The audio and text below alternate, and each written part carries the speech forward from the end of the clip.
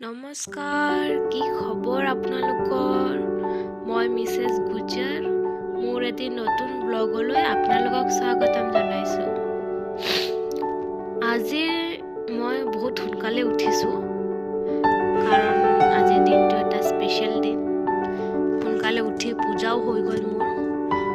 Generally ইমান সোনকালে নুঠোঁ বাৰু। আজিৰ দিনটো স্পেচিয়েল কাৰণে অকণমান সোনকালে উঠিলোঁ, কাৰণ দিনত বহুত কামো আছে, কামবোৰো কৰিব লাগিব। এই চব এতিয়াও ইয়াতে কিন্তু মানে আন্ধেৰা হৈ আছে। বাহিৰৰ দৃশ্যটো দেখা পালে গম নাপায়, কিন্তু ভিতৰত বিনা লাইট জ্বলাই একো কাম কৰিব নোৱাৰি। এই চব বাহিৰৰ দৃশ্য। মই এবাৰ ছাদত গৈ দেখাই আছোঁ, ওপৰত গৈ।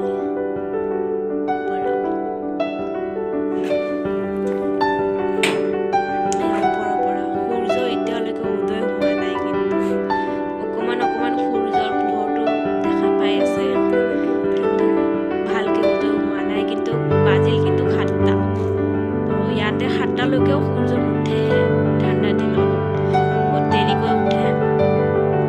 গৰমৰ দিনত হ'লে অকণমান সোনকালে উঠি যায়, মানে 6টামানলৈকে উঠি যায়। আৰু ৰাতিও মানে গধূলি যিটো বেলি মাৰ যায়, সেইটো বহুত লেটকৈ মাৰ যায়। আমি কিছুমান খেতি কৰিছোঁ, আপোনালোকক দেখাই আছোঁ। ঠাণ্ডা। তো মই ভাবিছোঁ অকণমান কফি বনাই খাওঁ, কাৰণ চাহটো মই নাখাওঁ, আৰু কফিও বাৰু চেনীৰ বস্তু মই একোৱে নাখাওঁ, বহুত কম খাওঁ। কিন্তু এইকেইদিন ইমান ঠাণ্ডা পৰিছে। এয়া ৰেডি হৈ গ'ল মোৰ কফি। Enjoy my coffee.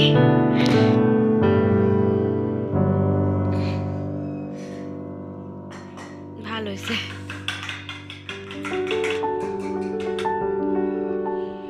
এয়া আমাৰ ছাৰ ৰেডি হৈছে, ৰেডি হৈ গা পা ধুই এতিয়া গাড়ী ওলাই আছে। আৰু এয়া হ'লোঁ মই ৰেডি হৈ ওলাই গ'লোঁ।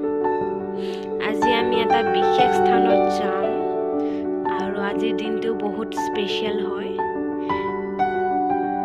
তো এই হৈছে আমাৰ ৰাস্তা, গলিবোৰ, আমি ঘৰৰ পৰা ৰ'ডলৈ ওলাব লাগে। তো আজিৰ দিনটো বিশেষ হোৱাৰ কাৰণ হৈছে, আজিৰ দিনটোতে মই এওঁক লগ পাইছিলোঁ। মানে আমি বিবাহবাসত আজিৰ দিনটোতে আবদ্ধ হৈছিলোঁ। 2020 চনৰ ডিচেম্বৰ মাহৰ 12 তাৰিখে আমাৰ বিয়া হৈছিলে। তো আজি হ'ল 2024 চনৰ ডিচেম্বৰৰ 12 তাৰিখ। মানে আমাৰ বিয়াৰ 4 বছৰ কমপ্লিট হ'ল, আৰু আজি আমাৰ এনিভাৰ্চাৰী হয়। তো জেনেৰেলি আমি প্ৰত্যেক বছৰে এনিভাৰ্চাৰীৰ দিনাখন, য'ত আমাৰ বিয়া হৈছিলে, আমাৰ বিয়া একচুৱেলি মন্দিৰত হৈছিলে, তো আমি তাতে প্ৰত্যেক বছৰ যাওঁ। যাই মহাদেৱজীৰ মন্দিৰত হৈছিলে, নাম হৈছে অমৰাৱতী টেম্পল, অমৰাৱতী মন্দিৰ বুলি, তাতে হৈছিলে। তো আমি তাতে যাওঁ, তাতে যাই দৰ্শন কৰোঁ, আশীৰ্বাদ লওঁ। আৰু যিজনৰ ওচৰত আশীৰ্বাদ লৈ 4টা বছৰ কমপ্লিট হ'ল, সেইজনৰ আশীৰ্বাদত যাতে পুৰোটা মানে সম্পূৰ্ণ জীৱন যাতে এনেকৈ আমি একেলগে থাকিব পাৰোঁ, সেয়ে দুজনে আশীৰ্বাদ লওঁ। তো প্ৰত্যেক বছৰ যাওঁৱেই। আৰু 1 বছৰ খালি যোৱা নাছিলোঁ মাজত, বাকী 3 বছৰটো গৈছোঁ। এয়া হ'ল যোৱাৰ ৰাস্তা।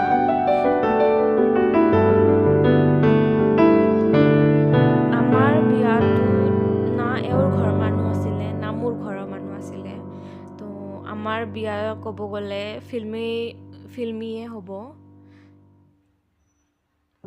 কেতিয়াবা কম বাৰু, আমাৰ বিয়াত আমাৰ ঘৰৰ মানুহবোৰ বা এওঁৰ ঘৰৰ মানুহবোৰ কিয় নাছিলে।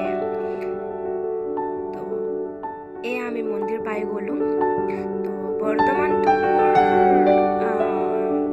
ভিউৱাৰো বহুত কম, তো মই ইমান ভাইৰেলো নহয়। যেতিয়া মোৰ ভিউৱাৰ বেছি হৈ যাব, আপোনালোকৰ ফালৰ পৰা ডিমাণ্ড আহিব, তেতিয়া মই বাৰু এইটো ষ্টৰি শ্বেয়াৰ কৰিম। তো এই আমি মন্দিৰ পাই গ'লোঁ। অকণমান আগুৱাই যাব লাগিব আমাৰ মন্দিৰৰ ৰাস্তালৈ।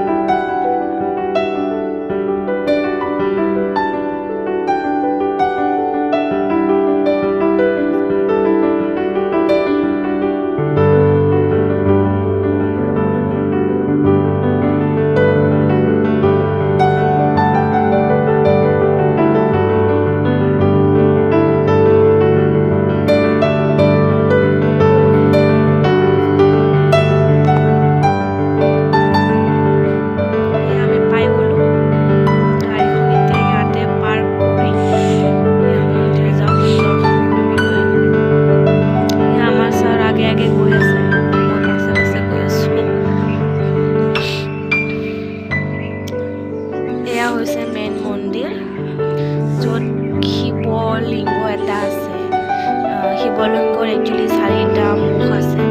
তো চাৰিওফালে মন্দিৰ গৰ্ভগৃহৰ চাৰিওফালে দুৱাৰ আছে, 4টা দুৱাৰ আছে। তাতে খোজকাঢ়ি গৈ থাকোঁতে মোৰ ইমান এনেকুৱা লাগিছে ভৰিত যেন একো নায়ে নেকি, ভৰি দুখন একদম পাথৰ হৈ গৈছে, ইমান ঠাণ্ডা। আৰু ৰাতিপুৱাতো ক'বই নালাগে। এই মণ্ডপত আমাৰ একচুৱেলি বিয়া হৈছিলে, তেতিয়া আছিলে ৰাতি আৰু এতিয়া ৰাতিপুৱা। মই দেখাই আছোঁ। এতিয়ালৈকে পূজা হোৱা নাই, কাৰণ ঠাণ্ডাৰ দিন, তো পূজাৰীবোৰো অকণমান দেৰিকৈ গা পা ধুই পূজা কৰে।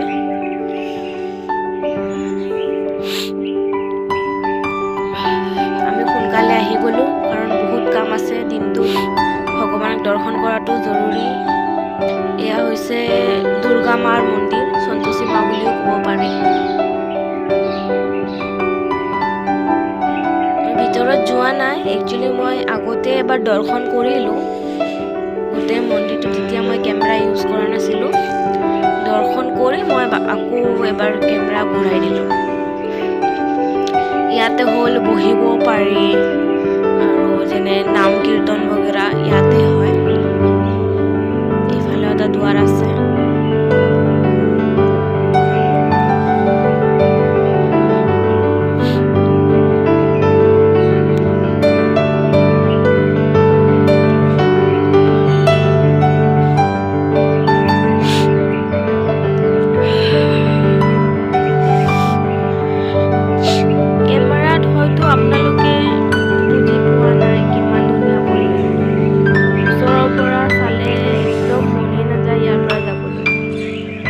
এটা কুণ্ড বনোৱা আছে, য'ত মাছ কাছবোৰ আছে, কিন্তু পানী লেতেৰা হোৱাৰ বাবে তেনেকুৱা দেখা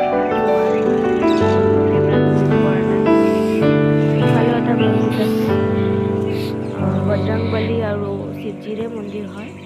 ইয়াৰে পানী খাবও পাৰি, বহুত মানুহে ইয়াৰ পৰা পানী লৈ যায়, ৰেগুলাৰ সেৱনত ইউজ কৰে, মানে পানী পি ইয়াৰ পানী। নাজানো কিয়, আগলৈ আমি দেখাম বাৰু, আহিব বহুতে পানী ল'বলৈ ইয়াতে।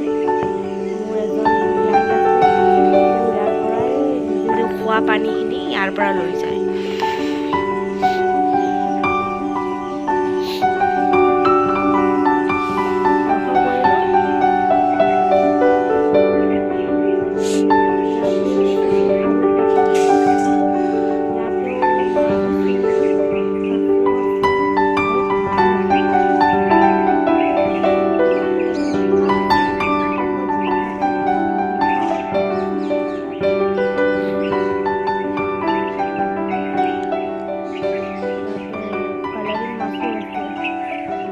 গোল্ডেন ফিছ বুলি কয়, কালাৰিং মাছ।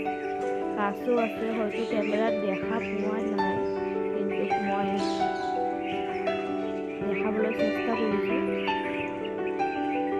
মাছবোৰ বেছি ইফাল সিফাল কৰা নাই, মোৰ মতে এতিয়া ৰাতিপুৱা হোৱাই নাই, ভালকৈ তাতে ফুৰি আছে সিহঁতে। এইটো চাওক মন্দিৰৰ পৰিৱেশ।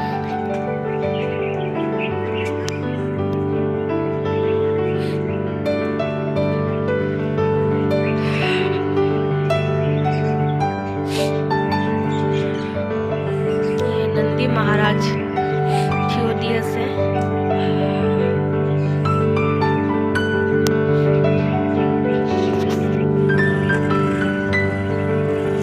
মই অকণমান খোজকাঢ়িছোঁ, চাৰিওফালটো ঘূৰিছোঁ, আৰু ঠাণ্ডা বহুত লাগি আছে।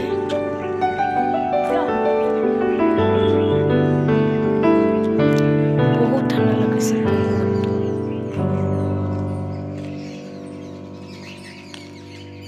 আগতে যেতিয়া আমি বিয়া পাতিছিলোঁ, আজিৰ পৰা 3-4 বছৰ আগৰ কথা, তেতিয়া ইমান ডেভেলপ নাছিলে। এতিয়া লাহে লাহে ডেভেলপ হৈছে। ছাইডত এইবোৰ গাৰ্ডেনো হৈছে সৰু সুৰাকৈ। এয়া অমৰাক মহাদেৱ যি লিখা আছে। মোৰ লগত এজনী ছোৱালী গৈছিলে, তাইক মই কেমেৰাটো দিছোঁ, দি মই কৈছোঁ অকণমান ৰেকৰ্ড কৰি দে মোক। আৰু তাই য'ত আছে তাতে থিয় হৈ আছে, তো তাইক মই মাতি আছিলোঁ, আহা মোৰ পিছে পিছে।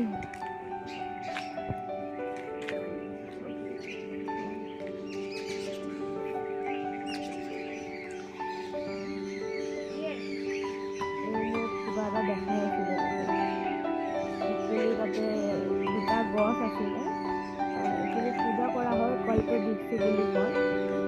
হাজবেণ্ড ৱাইফ দুজনে আছে তাতে, তো তেওঁ মোক দেখাই আছিলে।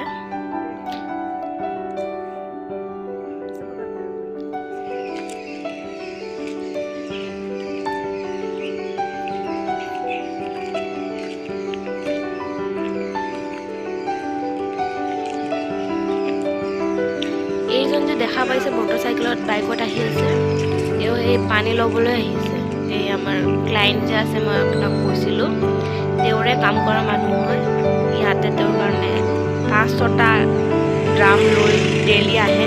পুৰা দিনটো যিমান পানী খায় সিমান পানী লৈ যায়। মানে নাজানো কিয়, ভগৱানৰ পানী অৱশ্যে ভালেই হ'ব, ঠিকে আছে।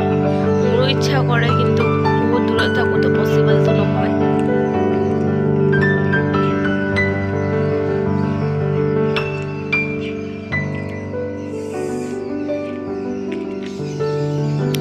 कल्पवृक्ष का जोड़ा लिखा আছে।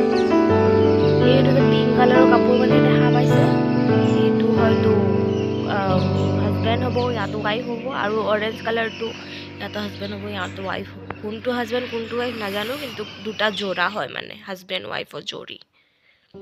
আমি ৰিটাৰ্ণ হৈ গ'লোঁ আকৌ ঘৰৰ কাৰণে, কাৰণ ফটাফট গৈ আমাৰ কামো আছে দিনটো।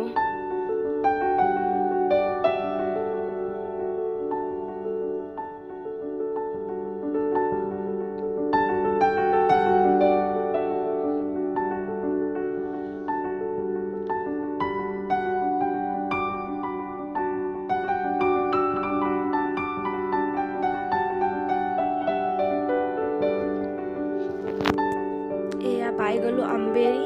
এই ওপৰৰ যে দলংখন দেখা পাইছে, ফ্লাইঅভাৰটো, সেই ফ্লাইঅভাৰেৰে যাব পাৰি এহমেদাবাদ। আৰু এই আমি আহি গ'লোঁ।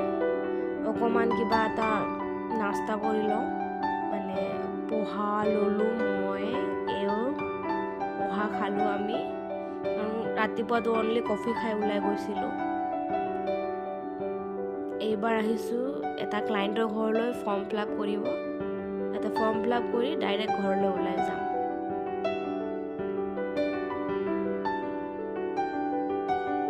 এই আহি পালোঁ আমাৰ গৌৰী চক।